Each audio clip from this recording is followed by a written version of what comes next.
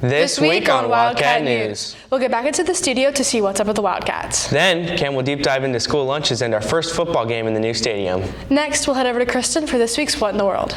After that, we'll check in with Michael for Wildcat Sports. And last but not least, Grace and Zaire will hit the halls for this week's edition of Man on the Street. I'm Noel Johnson. And I'm William Reyes. And this is Wildcat News.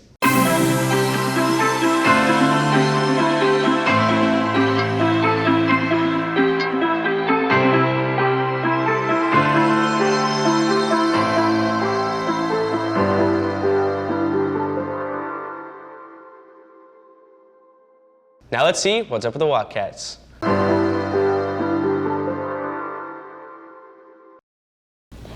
The PSAT will be here at the school at 7:30 a.m. on Wednesday, October 15th. Sophomores are already registered and paid for and are required to take the test. Juniors may register for consideration to enter the National Merit Scholarship Program. The deadline for junior registration is Friday, August 29th. The deadline for payment in My Payments Plus is September 5th by 3 p.m. Because of the PSAT, we will have an online learning day for those not participating. Seniors should not report to campus. Juniors not taking the PSAT will be taking the ASVAB. All sophomores will take the PSAT, and freshmen will have content to do in their advisement. Under Georgia law, if you are 16 years old, you must have received your MCV4 booster vaccine or your certificate of immunization will expire. Contact your healthcare provider for any questions. Thank you for showing your school spirit on Monday by blacking out the stadium. We need even more people tonight. The theme is duck calls and overalls for the Wildcats game against the Everglades Gators. Hey Will, are you ready for the second football game of the year? Yeah, aren't there athletic passes that let you into every game? There are. Purchase the athletics pass that suits you best. Speaking of sports, in order to get into home games, you must follow the safety procedures. You must have a clear bag or a small clutch, leave outside food, cups, and beverages at home or in your car, and keep prohibited items away from campus to ensure quick, safe flow into the stadium. Make sure to come to Curriculum and Connections Night on September 9th from 5:30 to 7:30 p.m. here at the high school. Make sure to save the dates for the 3 school dances this year. Homecoming will be October 4th, winter formal will be January 9th, and prom will be May 2nd. Homecoming is coming up quick. Again, it will be on Saturday, October 4th from 7 p.m. to 10 p.m. at the Richmond Hill High School Auxiliary Gym. The ticket registration link is on this week's News You Can Use, and tickets will be released on My Payments Plus weekly on Fridays beginning August 29th for those who are cleared of the obligations list. We do not have weekly advisement anymore. Here are the dates for advisement this semester. If you want to exempt your final exams, the time to qualify starts now. You must have no ISS or OSS, no obligations list, no more than 5 unexcused absences in the class, no more than 5 tardies combined, and a grade average of at least an 80. Noel, is there a teacher that's helped you recently? Yeah, I think I'm going to give him a PBIS shout out to let him know. Seniors, college applications through Common App have opened. Make sure to sign up and start preparing essays and other needed material. Teachers, if you want to submit an announcement to the Wildcat Wire, you can find the Wildcat Wire request form on the teacher guide under Wildcat Wire request. Never miss an RH production. Open the RH Productions tab on the school website to stay updated. We'll be back after the break. Welcome to Your Future. Your Future's Wildcat Robotics.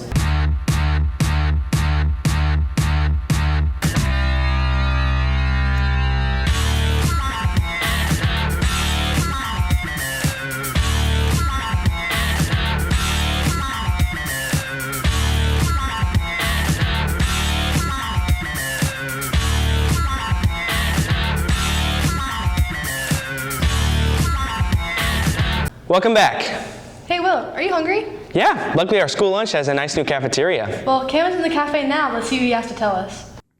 With a new school comes a new lunch schedule. Thankfully, Mr. Means has set up a system to allow everyone to move around efficiently. I think one of the biggest things of our lunch schedule being efficient is the flow of the students into the lunchroom. Coming from the classes that they're coming from, we have kind of strategically done it to where they're coming from upstairs, downstairs, and then into the lunchroom itself. Now, today it seems like the lunch lines are being a little bit better. Over the past couple of weeks, it's been a little bit difficult for students to understand exactly, okay, hey, where are things being served and where those lines begin, and then also seeing, hey, I have 2 terminals. So the efficiency is definitely getting better, but it's just a matter of time of doing something over and over to make sure that's even better. In addition to the new lunch schedule system, there are also some new nutritious and tasty options. With one lunchroom, you know exactly where students are supposed to be. If we know where our students are supposed to be, now the safety of our students becomes paramount. We know when they're supposed to go to lunch, where they're going to be when we need to check somebody out. And then in general, they also don't have to worry about trying to find their friends. If they know they're in third lunch together, they know they're going to the same cafeteria. So it makes it a little bit better for those students to be able to actually find their friends in the seats they want to be around. You may have noticed that there's only one lunchroom this time. It seems like it could cause issues, but it's actually more efficient. So the being able to have the different types of lunches that are being provided, the different things that are going into it, even the smart mouth pizzas being there every day, but they're also being making sure that they have all the food groups represented. You get a different variety of lunches that are being provided, so it's just going to overall enhance that student wellness. Now let's see what some of the students think about the new lunches. The Smart Mouth pizza is really good. I really love the fresh produce. All right, the school lunch. So it's great, greatly seasoned, great school lunch. They really did their thing this year on the school lunch. You know, the chicken is great. Pizza every day, great. Salad bar, exquisite, you know? And yeah, it's good, it's good, it's good. I've been Cam Clark. Now back to the studio. Thanks, Cam. Now on to Kristen for What in the World. What's up, Wildcats? I'm Kristen Smith, here to bring this week's edition of What in the World. Let's get started.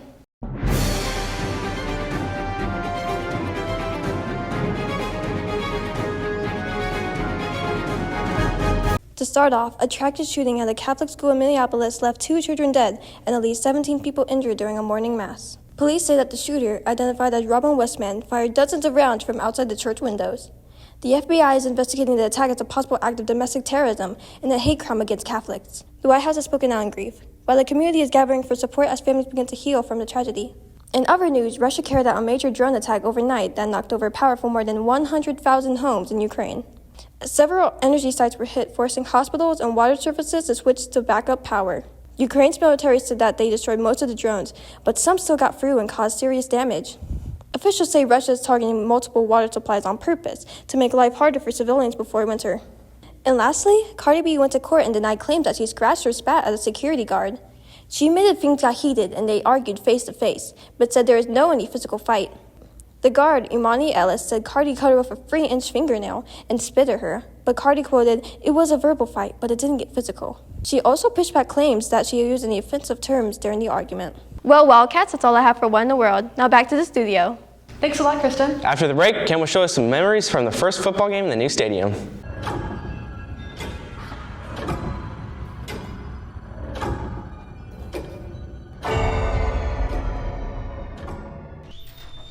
It's Friday! Got me in a trance. DJ tell me ladies, this your jam. You don't want them fast. You know all this money while you do it with the rings.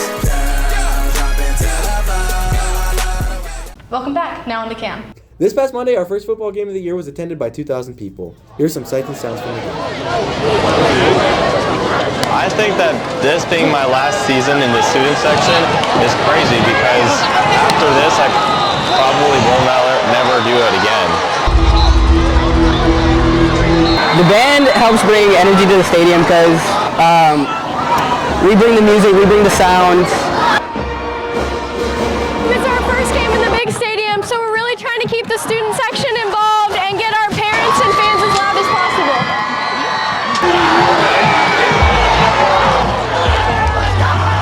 First game of the year, student section is alive, everyone's cheering. My voice is cracked.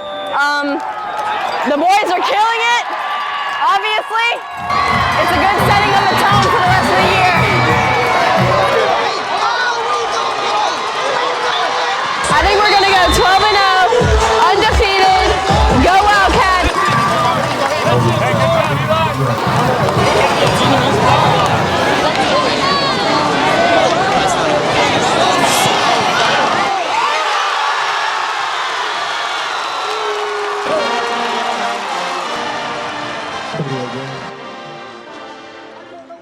These were some of the moments from the first game. I've been Cam Clark. Now back to the studio. Good to see you, Cam. Now on to Micah for the rest of our Wildcat Sports. I'm Micah Tomko, and I'm here to bring you this week's edition of Wildcat Sports.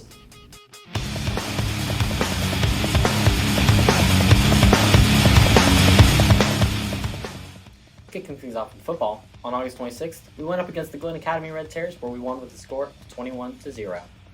On August 29th, we have a game against the Everglade Gators at 7:30 p.m. at RHHS. Next up with volleyball, on August 21st, we had a game against the South Effingham Mustangs where we won 2-0. Once again on August 21st, we had a game against Effingham County Rebels where we won with a score 2-0. On August 26th, we had a game against the Tiff County Blue Devils where we won with a score 2-0. Again on August 26th, we had a game against the Valdosta Wildcats where we won with, yet again, score 2-0. On August 28th, we have a game against the Savannah Christian Pirates at 6 p.m. at Savannah, Georgia. Once again on August 28th at 6 p.m., we have a game against the May River Sharks at RHHS. Last game on August 28th, at 7 p.m. we go up against the Bluffton Bobcats at RHHS. Now moving on to softball. On August 26th, we went up against the Colquitt County Packers where we won with a score 9-1. And on August 28th, at 3:30 p.m. and 5:30 p.m., we have another game against the Colquitt County Packers. Last on today's schedule, on August 28th at 5:30 p.m., we have a game against the Wayne County Yellow Jackets at RHHS home. I've been Micah, and this has been Wildcat Sports.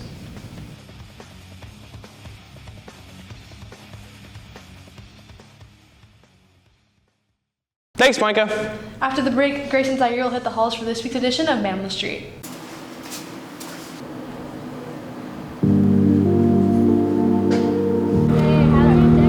Hey, are you okay? No, here, look at what somebody posted about me. Oh my god, that's so mean. Who would do that? Welcome back.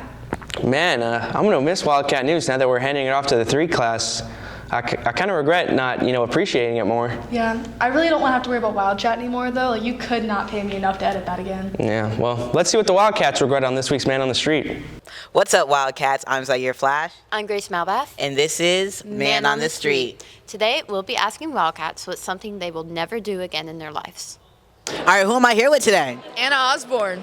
All right, now, Anna, what is something that you have done that you would never do again? That I would never do again? Yeah. Oh, that's a hard one. Probably attempt to do any sort of flip. Ever. Yeah. Like a backflip or like a handstand? You're not an acrobatic? Yeah. Now, Anna. Stay on the ground. Yeah. 10 bands for you to do a backflip and land it. You have to learn how to do it. 10 bands. Are you taking the 10 bands? In hypothetical, completely hypothetical? Hypothetically. No. Who am I here with today? Malia Williams. Demaya Kofer. Now, y'all, what is something that y'all have done before that y'all, like, no amount of money can make y'all do again? I went to this camp and they had us climb up this pole and I almost had a panic attack. Never again. I feel like that's child endangerment in some way. Like, we'll take it. So what about you? I jumped off a cliff into the ocean. Never again. So just a whole bunch of child endangerment. Like, I don't know what's going on here. But now let me tell y'all. 10 bands in your account right now, this second. Are y'all going up and doing it again? Yes. Yeah. Who am I here with today? Haley. Danny. All right, Haley and Danny, what is something that you would never, ever do in your life ever again? Ask her first. Ever in my life, ever again? Date the wrong guy. And But I have an amazing boyfriend, so shout out Roland Mungo. Shout out Roland Mungo. Shout out Rollin'. Honestly, I don't think I'd ever go indoor skydiving again. I feel like I was dying midair. Oh. Yeah, not a fan. All right, so now what if I offered you both 10 bands? No. Oh, I'd do it. And I feel like I was dying. Well, Wildcats, I think it's safe to say that the Wildcats have a lot of things that they would do again for money. Yeah, and a lot of y'all are not okay. A lot of child endangerment stories, don't know what that's about. But I've been Zaire Flash. I've been Grace Malbath. And this was Man on the Street. That's all we have for you today, Wildcats. I've been Noah Johnson. And I've been William Reyes. This was Wildcat News. Doug calls and overalls for the Wildcats game against. I think I want there to be a comma right there, but there's not. The Wildcats game against the Everglades Gators. Everglades Gators. The Everglades Gators. For the Wildcats game against the Everglades Gators. Also for the Wildcats game against the Everglades Gators, bro. Like, that's such a tongue twister, man.